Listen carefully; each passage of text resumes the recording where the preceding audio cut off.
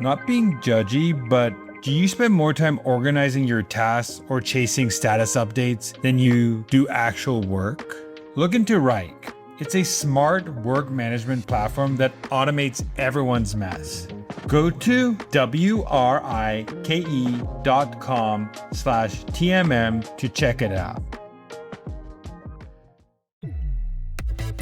Welcome to the Marketing Millennials, the No BS Marketing Podcast.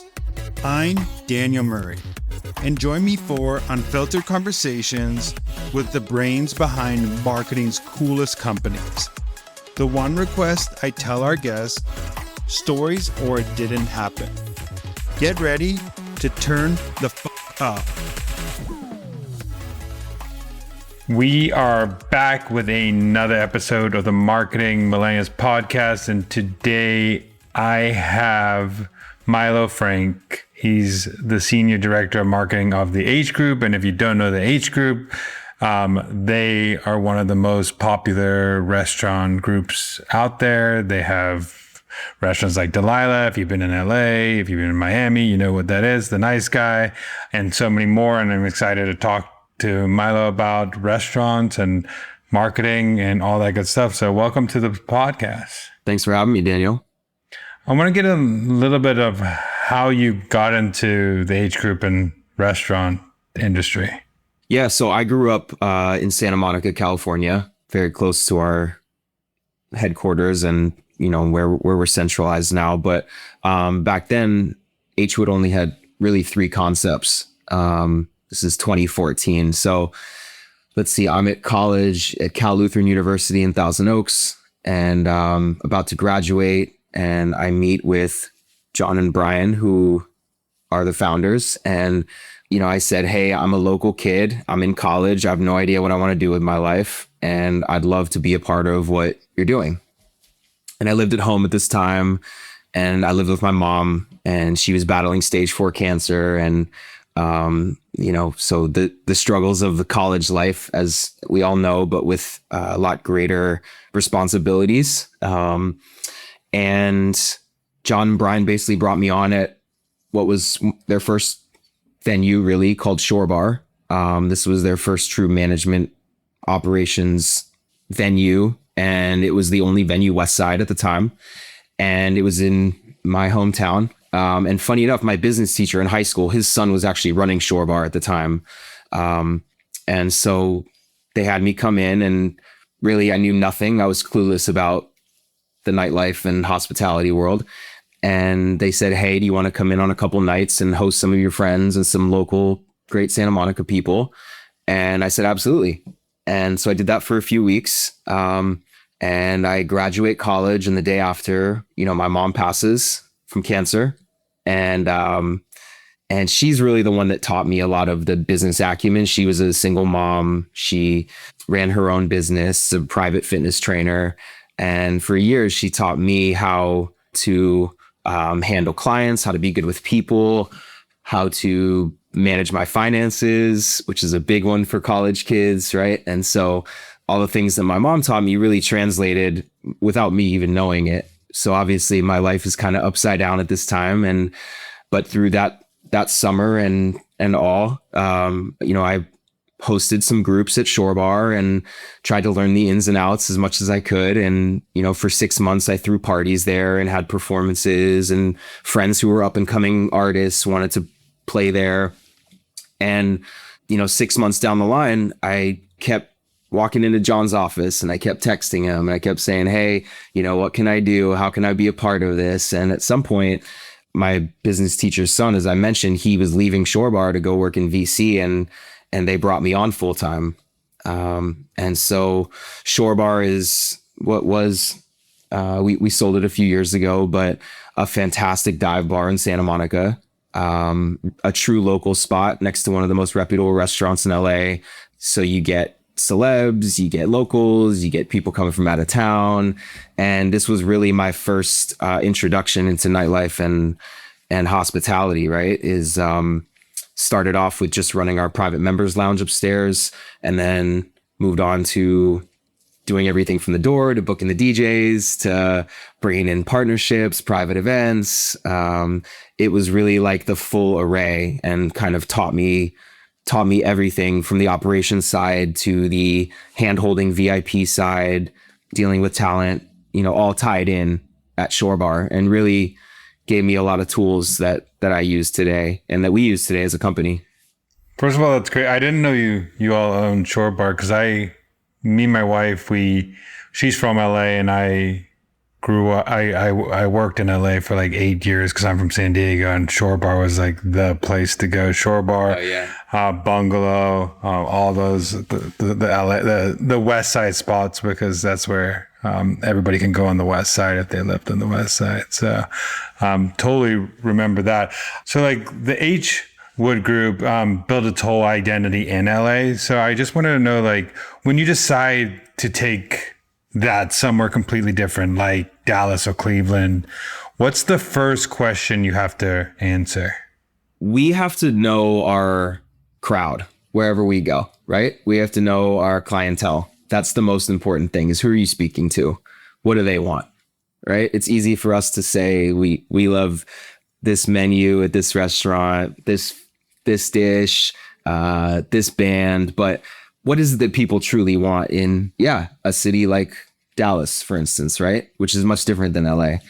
And those are the questions that we have to answer, that we have to figure out. And we come into these things a lot of times not knowing, right? We have to rely on the locals to tell us what we should be doing. We rely heavily on our PR teams in the local cities, but it's important to hear from the people who are going out frequently, or are restaurateurs, or are regular diners. And that's kind of how we approach it. I mean, like, for example, like Dallas, they're bringing in a lot of restaurant groups there. Like Carbone came there, and like Dave Grutman's group came out there. So a bunch of, it's basically becoming like a mini Dubai with all like in the heat out there, which is kind of funny. And then like New York is like one of the most competitive markets, and I know you're bringing things there.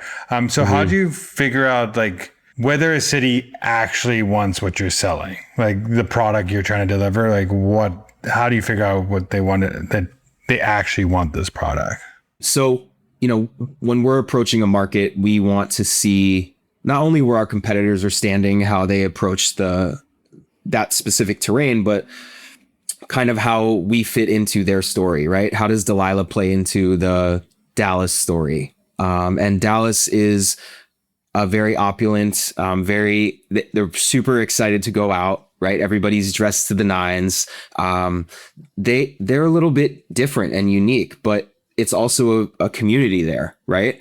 And so word of mouth is key in a city like Dallas. When we opened, we wanted to make sure that we had the right people and the right operators and the right buzz ahead of time, and a big part of that is sort of our, marketing plan, our rollout strategy to a city like Dallas. But it's how we pick it is based on where we feel we are and where we feel the city is too. And there have been a lot of cities where we've been all in, and then all of a sudden we say, hey, you know what? We're going to pause on that for a few years and wait until the moment's right, until the venue's perfect. Because you also don't want to go into a city and put your venue in the wrong location, right? You don't want to have a place that's sort of like a dead end that nobody really goes anymore. But for us, when we went into Dallas, we saw, okay, cool. Well, the design district is really kind of next up. As you mentioned, there's Carbone is down the street from us, right? And Catch, and then you have Nick and Sam's, and you have the Evelyn and Mr. Charles. And a lot of these are now staples institutions in Dallas, and they're from Dallas. They're Dallas operators, and we're kind of the new kids on the block. So it's fun. We're really learning a lot about the market, but Dallas as a city has embraced us with open arms. It's been such a fantastic opening. We're really excited to be there, and we're actually looking at a couple new locations to open there as well. Yeah, I mean, I have a question about that, like for like location, because you kind of told us where the location is, but when you scouting locations, what goes on the checklist of like, this is the location I want our restaurant or our club to be a part of? Yeah, it's really case by case. With our new venue in New York coming, for instance, it's the most walking traffic possible, right? We have a great place that's right next to, like I said, a bunch of our competitors will be in the area. And what we look for is really a venue that makes sense for us, but also makes sense for, okay, is it commutable? Is it easy to get there? Is it easy to get dropped off there? What else is happening around the venue? Is there noise, right? And where is our crowd that we're aiming for? Where are they typically going? Is what we want to see. So there's a lot of components. Our business development team does a fantastic job going out and looking at endless locations all over the world now. And we really, what we do is our business development team goes out and they say, hey, we have these options, and we all huddle and we say, okay, what do we all think is the best place for Delilah to land, or the best place for Nice Guy to be? Maybe it complements Delilah, right? Maybe when we have Nice Guy and Delilah in the same city, that there's a reason for that. They're so close to each other, so it comes down to right timing, right place, right location, and taking a chance. It's always a risk. Yeah. I mean, it does make sense, because like a place like New York, you have to pick the right place that comes up. And also New York is just like one of those unique US cities where it's walkable. And also you have to pick up a town where it's like you said, easy to get to, but a lot of your crowd's there. And it's in meat packing, right? So yes, meat packing is like really, like, I would say one of like the like up and coming trendy areas in New York right now. I mean, it's always been it's up and up, but it has like catch and stuff like that. So it totally makes sense how that was the decision to be made. I also want to go into how does LA, you could probably make any call and you'll get a favor, because you're so well known in LA. Your group's so well known in LA. But like talking about like how Dallas welcomed you all with welcome arms, but how do you build the hype in the room on opening night when you didn't have those like the as strong as connections as LA? So from the marketing side, there's a bunch of angles to H-Wood and what we do. But from the marketing side, a lot of it is in advance. Ahead of time is a lot of research going in, including us taking trips out to that city and identifying, like I said, where our crowd is, what the trendy spots are, and not just, that's a vague term, but where are people going for dinner? Where are people going after dinner? Where are people going to get drinks? Right? Where are people going to the club? Are people dancing there? Like what's motivating people to go to the next place? Right? Because we're not going to get everybody to Delilah all 7 nights of the week, but really we want to find out, like, why are people moving the way they are moving in that city? So a big part for us was going out to Dallas and doing some research, where we go to 15 to 20 places in 24 to 48 hours. And we pop in and say hi to the operators and we talk to them. We look at the menus. We do a deep dive on food and beverage. And that's a big part of our prep, is really understanding the city, So we do that extensively. Both our marketing team, our operations team, and of course our business development team from the get-go. As far as opening the venue, it takes months of planning. From a social aspect, I build out the whole strategy. We have to come up with all of our content ahead of time, even when a place is being built, which is very complicated. So it's, and then aligning marketing with the operations side too, right? Is making sure all of our eggs in a basket to be able to do the photo shoot that you need for the images that you need for press, right? Leading up to the grand opening. Those types of things, it all takes planning and coordination. And definitely when I'm in LA and the venue's in Dallas opening, it's a little trickier, but, a big part of what Hwood does, and you know Delilah better than anyone, is we're very mysterious, right? You never really know what's going to happen, who's going to perform, what's going to come. Like, you just don't know. And that's the surprise element that people seem to love, right? So for our grand openings, we never really announce our talent. We don't tell anybody who's going to perform. We say a surprise performance and we let them figure it out or be wowed the night of. We have to make sure the right people are there. And Delilah is a tricky brand because it is very much our sign at every Delilah says no photos, please. Right. Our marquee sign says nothing to see here. It's very, hey, there's something secretive going on inside. We don't want to tell you too much, but if you come in, you'll find out. Right. And for Delilah, we teeter this line of, okay, well, we want people, when we say no photos, we want people to be there and stay in the moment and enjoy their meal, enjoy their experience. We want them to be present. More than separate of, hey, don't take photos. It's more of put your phone down, put it on silent, be here with your people. And that's what we aim for. At the same time, when we're doing an opening, we do have to use the social media component in a few different ways, right? And, social has been our strongest channel as far as communicating for the last 15 years.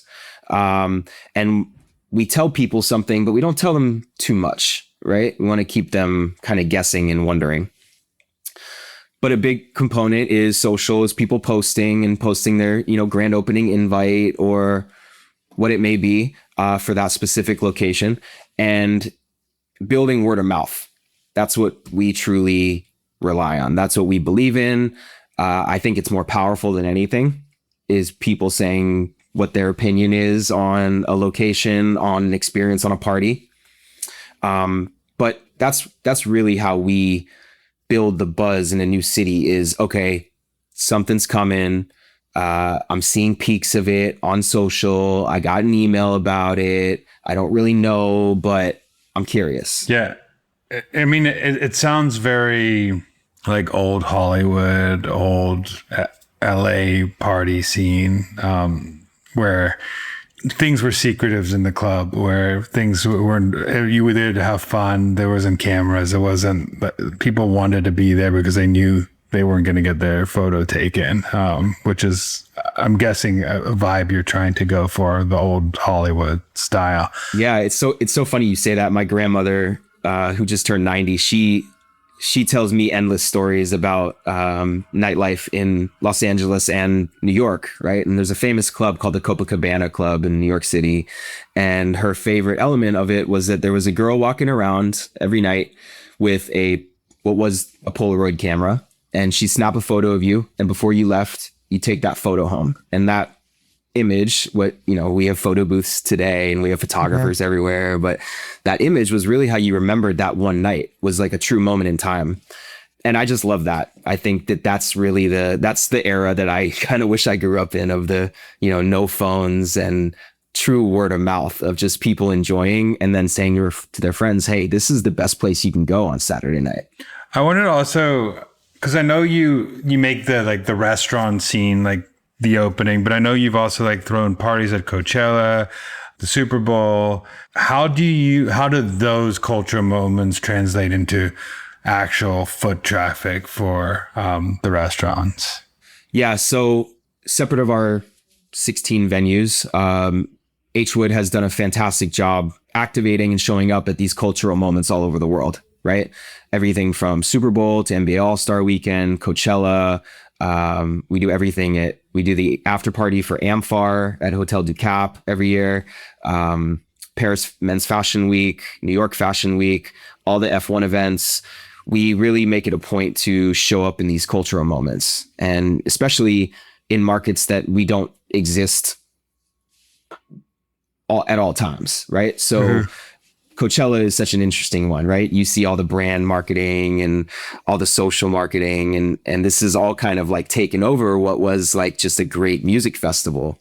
But for us, it's about brand awareness. It's about, Delilah showed up there, and we've seen them before, but we don't really know what they're going to do, and we keep people kind of on like a little bit of a cliffhanger of like, what is H-Wood going to do this year? So we started off doing the Bootsy Bellas McDonald's party in 2013. It was right before I started.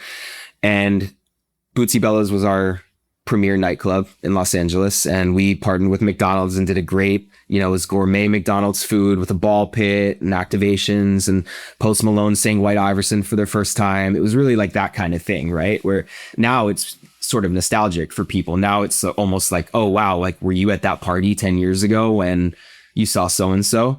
But, now, for instance, this year, we activated with 818 Tequila. We had a whole Delilah space and sort of like a VIP section, if you will.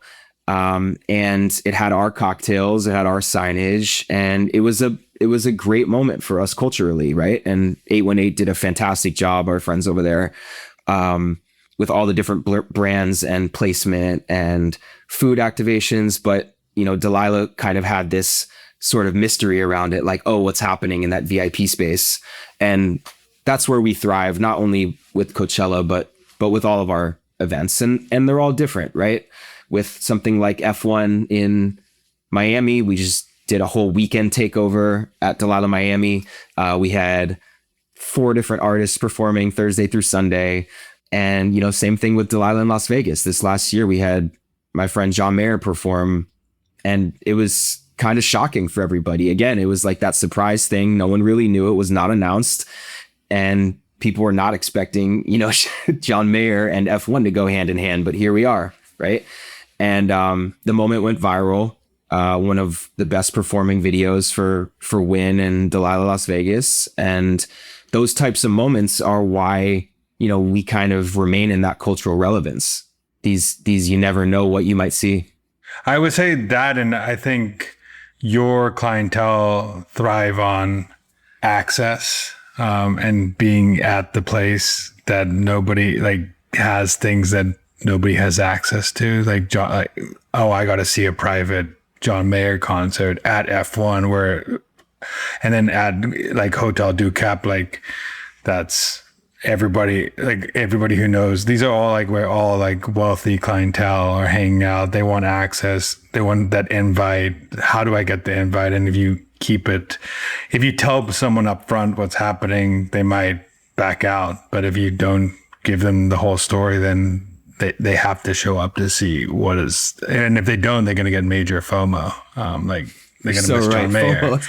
Yeah. FOMO is the key to it all, right? FOMO, especially with that crowd, which is the funniest thing, is that crowd has access to every so many things, but they want to be able to say, I was at a private John Mayer concert and I was at Delilah at this time with all these people who want to. Yeah, Now what you're seeing is a lot of these Fortune 500 companies are really leaning into the experiential aspect, right? This experiential aspect of, hey, I can be on the Ritz-Carlton boat in the south of France for a week and go from Cannes to Saint-Tropez to Monaco. That's a experience, right? Or, even this summer, we're doing a pop-up with Chase Sapphire Reserve. We're doing a Delilah pop-up in Montauk, right? We did it last year and we're doing the same this year for 2 weeks.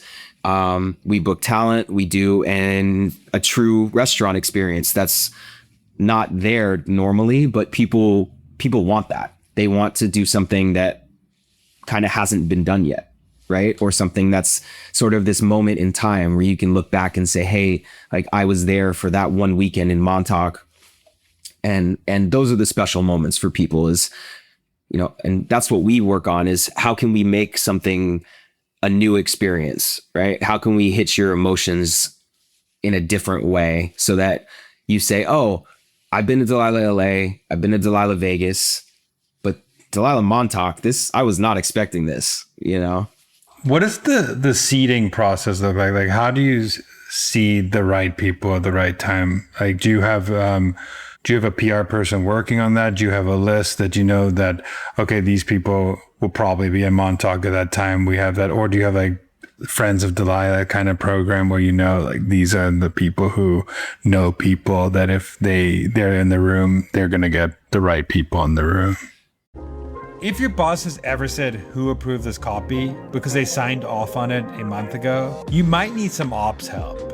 If your campaigns get delayed because no one can find the brief, the assets, or the approvals, you definitely do. Reich kills the disconnects. It's a smart work management platform that automates the chaos for the whole team in one place. With visual collaboration, resource planning, and the insights to make everything better and quicker every time. Go to Reich.com/TMM to see how teams at Lyft, Ogilvy, NVIDIA use it. That's WRIKE.com/TMM. It's all of that. All that you just said. It's a combination of things, right? Our PR team, who has great experience in New York, with the right crowd, us having the right relationships with the New York clientele, and then also the other correct operators. If we are activating in this other space, right? They have great people who come all summer too. So Montauk is a very niche thing, for instance. So during the summer, people go there for the weekend, they come back to the city, or they stay out there all summer, stay there for a month. But we don't know everybody. We don't have all the answers. So what we do is heavily rely on our friends, right? And fortunately, we've been doing this a long time. We have great relationships. We have friends who say, hey, we really suggest you have this person come in and do some social content around the pop-up, or we have the right person host, or we have the right person perform. But you also have to be very mindful of who your crowd is for this, right? So tying into that is, as we book talent, who's the right talent here? Is it the person that we normally book in LA or Miami? Probably not. So that's a big component, is like, going back to what we were talking about earlier, is who is our exact crowd and demographic in this city, right? And everybody kind of helps on that. It's not just us, but yes, our PR team, our social media team suggests great people to work with.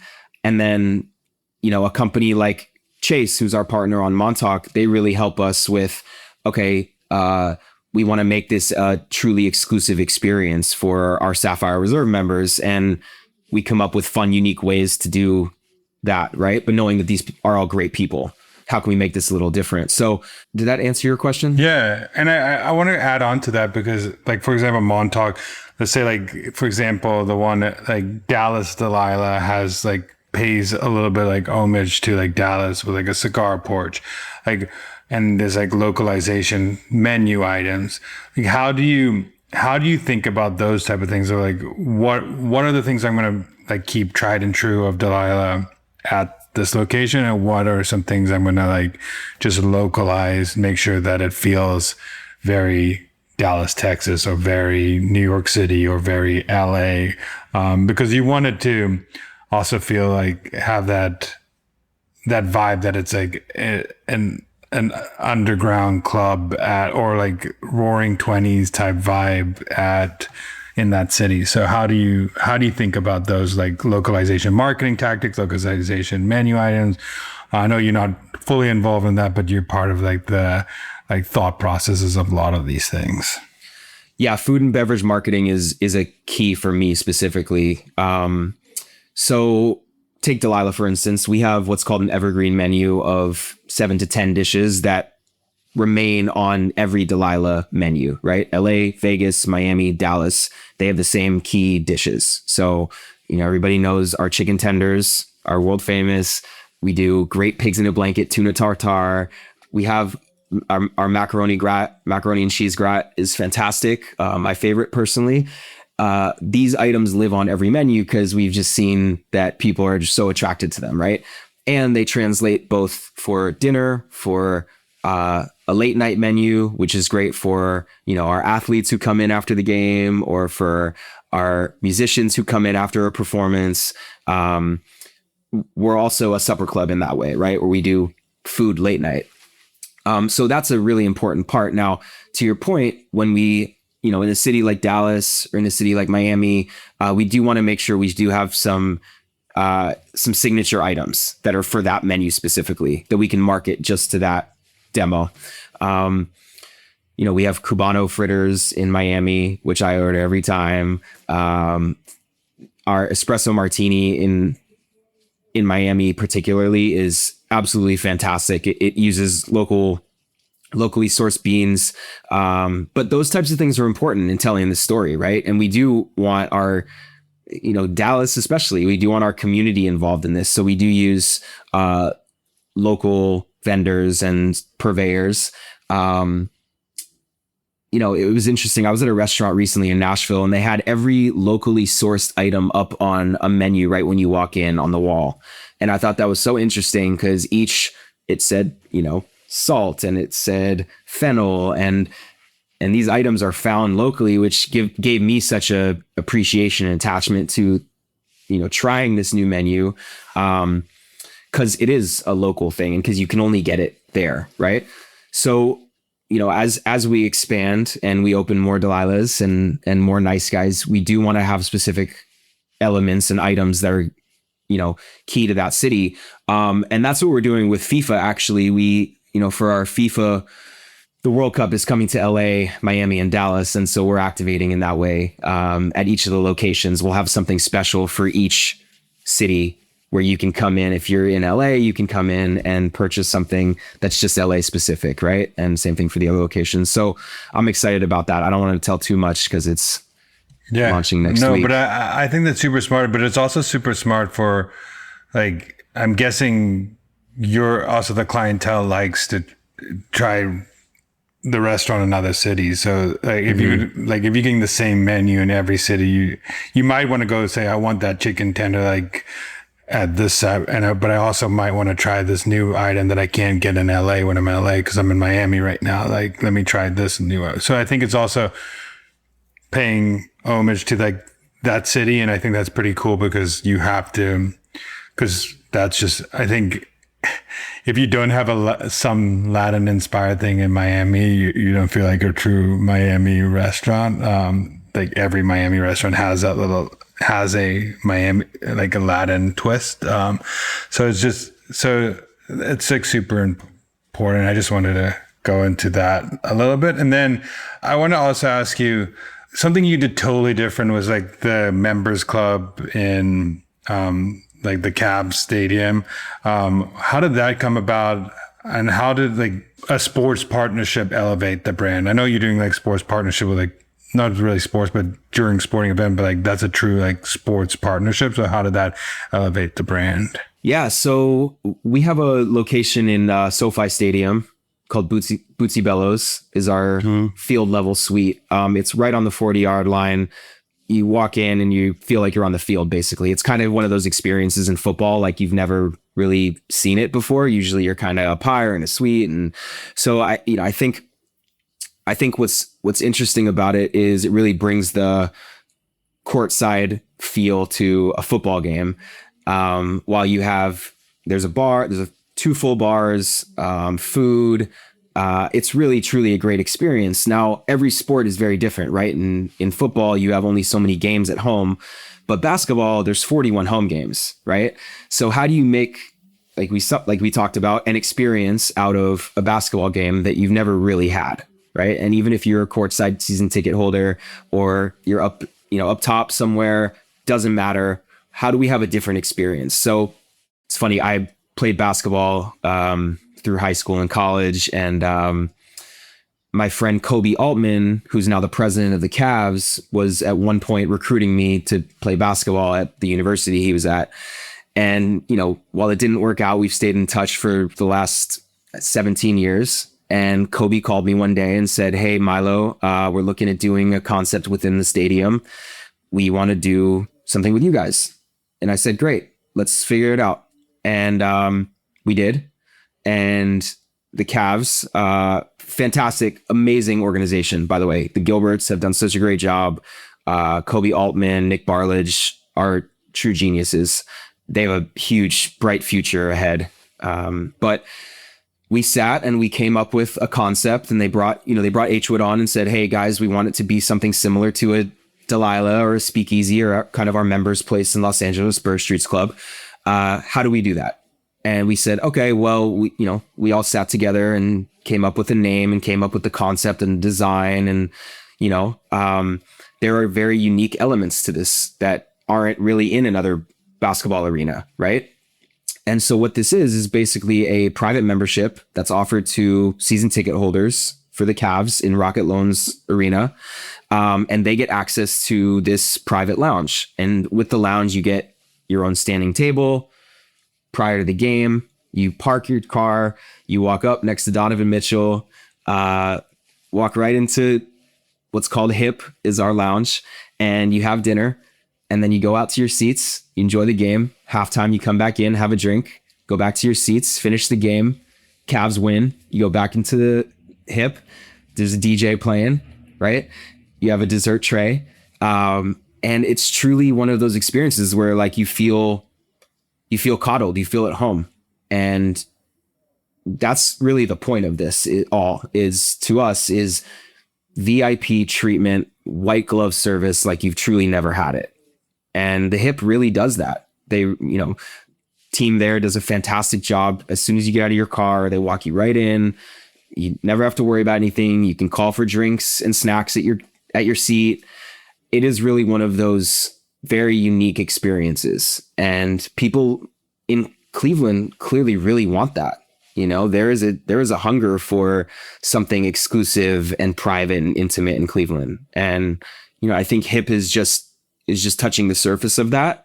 But, I'm pretty enamored, and as a former basketball player and fan of this intersection of sports and luxury hospitality, right? Which really is HIP. And HIP is, people are taking note, and it really is taking this experience of a basketball game to a different level. I have one question for you about your personal experience. So you seem to have grown up with two really strong women in your your grandma and your mom. How did they teach you what skills did they teach you how to show up in a room, and what have you brought into your role right now that those two taught you? I would say everything. I don't think I would be anything without the strong women in my life. I mean, my grandmother spends more time at our venues than I do at this point. She was in the fashion industry for 60 plus years. She gives me tips and pointers. She stays up to date with the Hollywood Reporter. She tells me about all the new openings and closings, right? But looking back on my childhood was learning from strong women. I mean, my aunt was an executive at Microsoft. My mom ran her own business. She was an entrepreneur. My grandmother, the same way. She's one of the first women in fashion in Los Angeles. And she's been in the textile industry for, 60 years. And so learning from them and their business acumen and how to show up and how to present yourself the right way, how to speak, be comfortable speaking publicly is a big one. And I don't even know where I would begin without my grandmother, my mom, my aunt, for all that they've done. So yeah, that's amazing. I can relate to the strong woman. That's why I asked the question, because my mom was an entrepreneur. My grandma basically raised me, so I totally understand that side of it. And I also wanted to ask you, for a lot of marketers, this thing might not be opening a new supper club. But a lot of them are launching something a brand, a campaign, a product, in a market that might not know them. So what's the principle underneath to actually launch in there? What is the one principle or two principles that to launch in a new city that they might not have had access to before? I guess it's kind of what we talked about earlier, which is knowing your clientele, knowing your demographic, where you're launching or opening, and speaking to people, and showing up. I really think none of my success, our success, is anything without actually showing up. And all the work that we do in the office and all the work behind the scenes that nobody sees, you also have to physically be there to make sure that it goes the right way and make sure that you see it through, right? So as much time as I spend in the office will equally be out at the venues and making sure that people are responding and reacting to something the right way. That's a big part for me, but it's really, it's knowing your clientele, and it's really being good and taking care of people is what I believe in. We go so above and beyond with things that I aren't even marketing things. Just helping and being good to people goes the longest way. I would say don't give up on being a good person. There's nothing greater than that. There's no greater value that you can bring. And really talking to people and learning about what they want, why they want it, and what they're looking for, So whether it doesn't have to be a restaurant, it can be a something tangible, or it can be something non-tangible, right?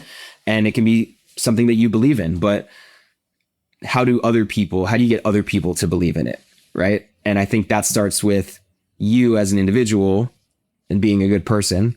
And from there, set yourself up for success. Yeah, I think the skills that you're saying right now are probably in the age that we're living in right now, where AI is exploding, like the handshakes, the experiences, the exclusivity. Like, people want those like meeting places outside of the internet. They want to be in these private clubs. They want to be interacting with people. They want those third places.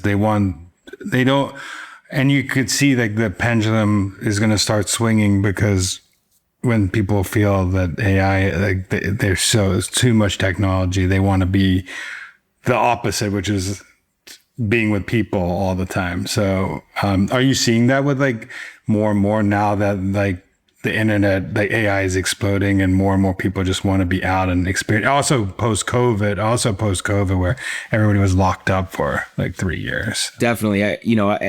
I use AI every day as a tool, right? To help my workflow, but I hunger for human connection more than anything. I think that's me personally. I think a lot of people feel the same way, is that there's nothing that truly beats human connection. And yeah, one-on-one, just having a great dinner with your buddy at the bar, or sitting with a girlfriend and having drinks, right? That's something that can't be replicated, and a computer can't tell you how to do that. And yeah, and if you're the brand that's like making that connection, you're going to be seen, and giving the best experience, you're going to be seen at a higher value. Even if you're not a restaurant brand, like you talked about earlier, all these like executives of like Fortune 500 companies and stuff, they're diving into experiences because people want to be with people. They don't want to be behind computers all the time. And that's I go back to the word of mouth thing, right? Is that's what we really rely on. Is, let's say all of our computers and phones just died tomorrow. What would we do? Who would we be? Right? Well, Daniel and I would still be having this conversation, right? Mm-hmm. And so whether it's here or whether it's over, a nice meal, that human connection is just so important. And I implore everybody, whether it's events or just eat by yourself and you want to just be out, just go hang. I always sit at the bar by myself and grab a bite. That's like one of the most peaceful things I can do, right? And talk to the bartender, and you learn so much about other people that way too, that you go outside of yourself. So I think that's so critical. If you're in AI tech, anything, go to your favorite bar and meet somebody new, right? There's nothing that can take the place of that. And it's a skill that I feel like anybody should learn right now, because it's really a dying skill with the younger generation. Like, I think if you were millennial, like you were like the last generation to live without technology for at least some period of time, and you would go to places like Shore Bar and all these places and that was like, you didn't want to take, like, it wasn't, you were living in an age where one photo was a thing, not taking videos of every second was the thing. So it was not the biggest thing to have your phone out all the time. But I also want to go ask you one last question, because I ask everybody in this podcast, what is a marketing hill you would die on? Yeah, I mean, I think white glove hospitality and luxury. So Hwood is luxury hospitality, right? That's where we consider ourselves at all times is being the high end of what your favorite experience is. We are the grand opulent version in most cases. But what we take pride in is how we take care of people and our white glove service, right? And our hospitality really with the intangibles, the things that you don't see.